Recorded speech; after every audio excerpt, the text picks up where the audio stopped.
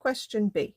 Suppose instead that the crate is pulled with the same force, but the rope is at an angle of 30 degrees above the horizontal, as shown in the diagram.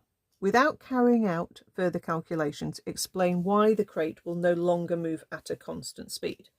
So if you're exerting 380 newtons there, you've still got your 35G down, you've still got your R upwards. When you do the resolving vertically, the R is going to change, okay? Because before we had the R being balanced by the 35G and the 380 component downwards.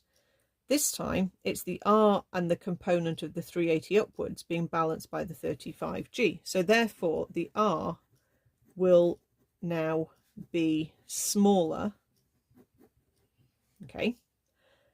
Because friction equals mu times R and mu's not changing, that means friction is smaller. Okay, the friction maximum value of friction will be smaller as well, because basically the person is taking some of the weight out of the box by having the rope at the angle. Okay, so there is going to be less friction force. Okay, and if the friction will be smaller, but the pulling force horizontal component is unchanged, it's still 380 cos 30, just it's 30 above rather than 30 below, but it's still got a cos 30 to the right, but minusing a smaller friction, then that's not going to be zero acceleration anymore.